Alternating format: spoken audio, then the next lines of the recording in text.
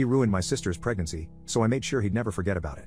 When I was 14 and my oldest sister, Sarah, was 22, we found out that she was pregnant with Paul, her boyfriend of 4 years. They immediately got engaged and they were really happy. For a time. Sarah had a horrible pregnancy, about 16 to 18 weeks, and the wonder of creating a human life evaporated within her. She developed hyperemesis, which if you don't know is really bad morning sickness. She was constantly in pain, she developed gestational diabetes, and just all around hated the experience. Around this time Paul, the then fiancé, started getting sick of the complaining. I believe the argument was, your body is built to do this, it can't be that bad. Sarah was due around Valentine's Day and Paul's parents, Mr. and Mrs. Doe, were very excited, both about the grandkid and the fact that he could be born on a holiday. She was very against that and really hoped that her son wouldn't be born on a holiday, even one as small as Valentine's Day. Her birthday sometimes falls on Easter and she hates it, because it might make him feel that his day isn't very much about him.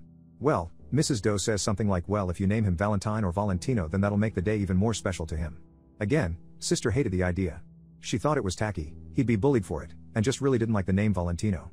Paul loved it, but agreed to go with a more average name like Daniel or Jared. Fast forward to February and she was ready to get this over with.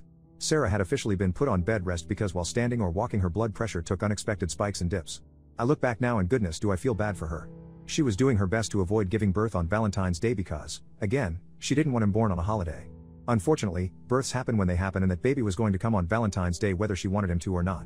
I remember waiting out in the waiting room with my dad, brothers, and Paul, who couldn't stand to be in the delivery room because it was gross. I was so mad that he could have gone in but wouldn't because he thought my sister was gross while giving birth, whereas I had to stay outside because I was too young to go in with my mom and other sister. Dad went home with the youngest 2 brothers while the oldest, Zeke, stayed to watch me because I refused to leave. 16 hours after Sarah went into labor, my little nephew was officially part of the family on the evening of Valentine's Day. Unfortunately, Sarah was not okay. She had to have an emergency cesarean section and while doing the operation discovered that the back of her uterus, facing her spinal cord, had a very large and very severe, thankfully non-cancerous, tumor. When I say large I mean it was twice the size of a standard uterus. The doctors were shocked and didn't understand why nobody had noticed it on an ultrasound. It accounted for her severe back pain and blood pressure issues. The doctors immediately went in for more surgery to remove the tumor, but sadly ended up having to perform a full hysterectomy. This meant that my nephew would be Sarah's only child. Now while Sarah was in for surgery, Paul was taking care of everything baby related to make sure his son was okay. In my 14-year-old self's memory I remember him being suitably distraught, but I didn't really pay him much mind and spent my time in the waiting room with my mother and other sister. Zeke, however, wanted to be a good future brother-in-law and make sure that Paul was okay. He found Paul filling out the baby paperwork on his own, looking, in my brother's words, like he had not a single worry in his mind. Zeke asked why Paul didn't wait for Sarah to fill out the paperwork as she should have been put of surgery within the hour, and Paul said that he just wanted her to get her rest and heal. That checked out with Zeke, as he was 16 and didn't know any better at the time. Now I know what you're probably thinking. No, he wouldn't. He knows how much she hates that name. And still, she'd need to sign the paperwork too. I regret to inform you that Paul forged Sarah's signature on the paperwork and waited until she was out of surgery to hand said paperwork over. My sweet nephew, that was born on Valentine's Day, was named Valentino on his first official birth certificate. I still to this day don't know why Paul and his family were so insistent about the name. He had even picked out a different one with my sister. And before you ask, no, he was never brought up on forgery charges because his parents were witnesses to her signing the papers, even though they only got there at the last minute.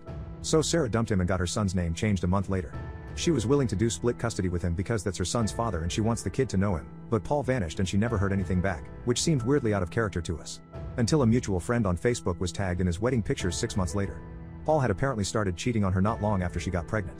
Sarah was livid, but there wasn't much she could do, so she filed for child support and continued to live her best life. Until 6 years later. This is where the revenge starts, my friends. So Sarah has been a single mother for the past 6 years and has been amazing at it. At this point in my career I've been a hairdresser for about 8 months at our local Great Clips. I'm working one day and who is seated before me but Jane, Paul's wife, herself. I take her back for a trim and she clearly has no idea who I am. That adds up because a mutual friend that still keeps in contact with Paul said that Jane doesn't know a thing. She has no idea about Sarah, that she was the other woman, or that Paul actually has a kid that he's been, infrequently, paying child support for. She's in the dark on it all.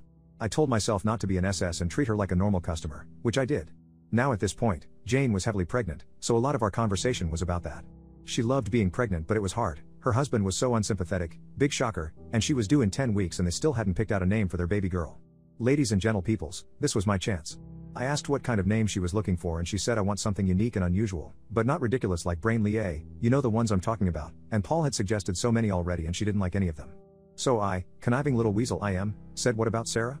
My sister's name isn't actually Sarah, she was named after an older family member that passed not long after she was born, but there was no female equivalent for his name so our parents created one. It's a beautiful name and just what Jane was looking for. She loved it, she stuck by it, and I found out by stalking her Facebook months later that she had put her foot down about it and that was their daughter's name. Now Paul has a daughter with his ex's name to remind him every day about her, and to also remind him to pay his child support. Little nephew is 10 years old now with a new name and no contact with his biological father, though we do still sometimes call him Val as a family nickname. He likes it but doesn't want to bring it to school, so it's staying a family nickname. Sarah pretends to hate when we call him that, in a joking way. As long as he likes it, she doesn't have a problem with it. And she's seeing a new guy who's really great and like a father to Val.